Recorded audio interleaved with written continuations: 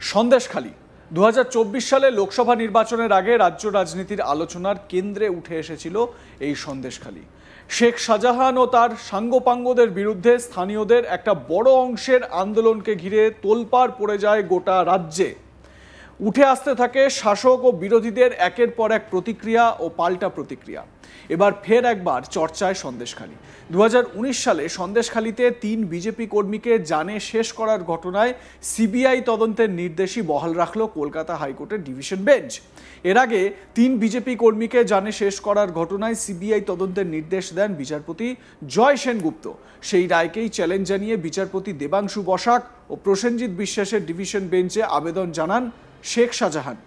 সেই আবেদনই এবার খারিজ করল ডিভিশন বেঞ্চ। বহাল রাখা হলো সিবিআই তদন্তের নির্দেশ। শুনে নেওয়া যাক এ বিষয়ে আমার প্রতিনিধি মানস নস্কর তার প্রতিবেদনে কি বলেছেন। ২০১৯ সালে সন্দেশখালীতে ৩ বিজেপি কর্মী খুনের মামলায় সিঙ্গেল বেঞ্চের পর ডিভিশন বেঞ্চেও সিবিআই তদন্ত বহাল রইল। বিচারপতি দেবাংশু বসাক ও বিচারপতি প্রসেনজিৎ বিশ্বাসের ডিভিশন বেঞ্চ বিচারপতি জয় সেনগুপ্ত বা সিবিআই তদন্তের যে নির্দেশ দিয়েছিলেন সেই নির্দেশই বহাল রেখেছেন। গত ৩০ জুন বিচারপতি জয় সেনগুপ্ত নির্দেশ দিয়েছিলেন সিবিআই জয়েন্ট ডিরেক্টরের তত্ত্বাবধানে সিবিআই জয়েন্ট ডিরেক্টরকে নির্দেশ দিয়েছিলেন নিম্ন আদালতের তত্ত্বাবধানে এই মামলার তদন্ত করতে। সেই নির্দেশের বিরুদ্ধে এই ঘটনায় অন্যতম অভিযুক্ত শেখ শাহজাহান তিনি কলকাতা হাইকোর্টের ডিভিশন বেঞ্চে আপিল করেন। ডিভিশন বেঞ্চ বিচারপতি দেবাংশু বসাক ও বিচারপতি প্রসেনজিৎ বিশ্বাসের ডিভিশন বেঞ্চ বেশ কয়েকদিন এই মামলা শুনানি করার পর আজকে একক বিচারপতির যে নির্দেশ ছিল সেই নির্দেশই বহাল রেখেছেন। অর্থাৎ শেখ শাহজাহানের যে আবেদন ছিল সেই আবেদন আজকে খারিজ হয়ে গেছে। প্রসঙ্গত ২০১৯ সালে সন্দেশখালীতে ৩ বিজেপি কর্মী প্রদীপ মণ্ডল সহ আরো ২ জন খুন হয়েছিলেন। সেই ঘটনায় তার পরিবারের লোকজন, ২ পরিবারের সুপ্রিয়া মণ্ডল ও পদ্মা মণ্ডল নামে ২টি এফআইআর দায়ের করে সন্দেশখালী থানায়।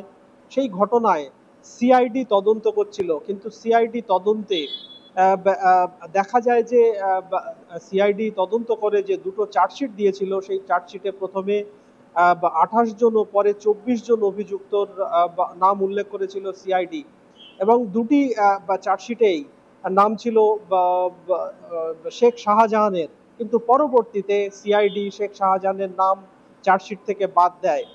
সেই ঘটনায় এর বিরুদ্ধে তদন্তে অখুশি হয়ে পরিবার গত বছর 8 জানুয়ারি বিরোধী দলনেতা শুভেন্দু অধিকারীর হাত ধরে কলকাতা হাইকোর্টে মামলা দায়ের করে। এই ঘটনায় সিবিআই তদন্তের আর্জি জানানো হয়। দীর্ঘদিন মামলা শুনানির পর বিচারপতি জয় সেনগুপ্তর বেঞ্চে যখন মামলা শুনানি চলছিল, বিচারপতি জয় সেনগুপ্ত এই মামলার তদন্তকারী অফিসারকে ডেকে পাঠান। তদন্তকারী অফিসারের কাছে তিনি জানতে চেয়েছিলেন যে কেন চার্জশিট থেকে শেখ শাহজাহানের নাম বাদ গেল।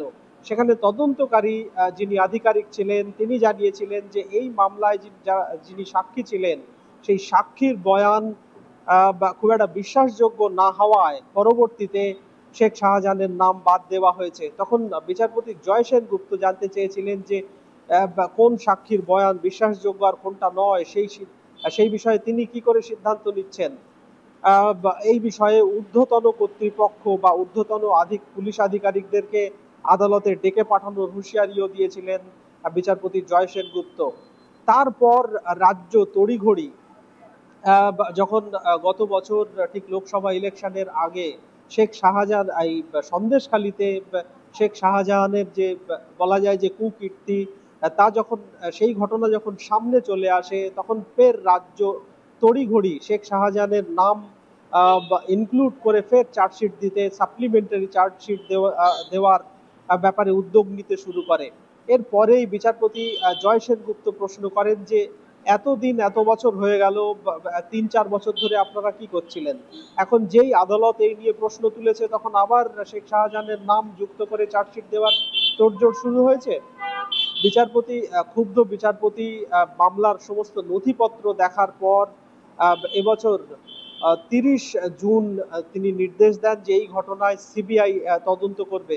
সিবিআই এর জয়েন্ট ডিরেক্টরকে তিনি নির্দেশ দেন এই ঘটনায় তদন্ত করার এবং নিম্ন আদালতের তত্ত্বাবধানে তদন্ত করার নির্দেশ দিয়েছিলেন বিচারপতি। সেই নির্দেশের বিরুদ্ধে শেখ শাহজাহান তড়িঘড়ি কলকাতা হাইকোর্টের ডিভিশন বেঞ্চে আপিল করেন। বিচারপতি দেবাংশু বসাক ও বিচারপতি প্রসেনজিৎ বিশ্বাসের ডিভিশন বেঞ্চে মামলার শুনানি হচ্ছিল। সেখানেও রাজ্যের যে ভূমিকা, রাজ্যের আইনজীবীরা মামলার শুনানিতে হাজির হচ্ছিলেন না, সেখানেও ডিভিশন বেঞ্চ ক্ষোভ প্রকাশ করেছিল। তারপরেই আজকে ডিভিশন বেঞ্চের তরফে নির্দেশে জানানো হয়েছে সিঙ্গেল বেঞ্চ সিবিআই তদন্তের যে নির্দেশ দিয়েছিল 2019 সালে সন্দেশখালীতে 3 বিজেপি কর্মী খুনের ঘটনায়, সেই নির্দেশে হস্তক্ষেপ করছে না ডিভিশন বেঞ্চ। সিবিআই তদন্তের নির্দেশই বহাল থাকছে। অন্যতম অভিযুক্ত শেখ শাহজাহান যে আবেদন জানিয়েছিলেন ডিভিশন বেঞ্চে, সেই আবেদন খারিজ করেছে ডিভিশন বেঞ্চ। অর্থাৎ সিবিআই তদন্ত বহাল রয়েছে। আমরা জানি যে গত বছর কলকাতা হাইকোর্টের নির্দেশের পরই গ্রেপ্তার হয়েছিলেন শেখ শাহজাহান। এখনো বর্তমানে তিনি জেলবন্দি রয়েছেন। একাধিকবার কলকাতা নিম্ন আদালত সহ কলকাতা হাইকোর্টে জামিনের আবেদন জানিয়েছেন, কিন্তু তার জামিনের আবেদন খারিজ হয়ে গেছে। নতুন করে এই 3টি খুনের ঘটনায় নাম জড়িয়ে বলা যায় যে গত বছরের ঘটনার পর এই বিষয়টি সামনে আসে এবং সেখানেও দেখা যায় যে শেখ শাহজাহান অন্যতম অভিযুক্ত। তারপরেই কলকাতা হাইকোর্ট এই ঘটনায় সিবিআই তদন্তের নির্দেশ দেয়, কিন্তু সেই নির্দেশের বিরুদ্ধে ডিভিশন বেঞ্চে আপিল করেও ডিভিশন বেঞ্চ থেকে বলা যায় যে খালি হাতেই ফিরতে হয়েছে শেখ শাহজাহানকে।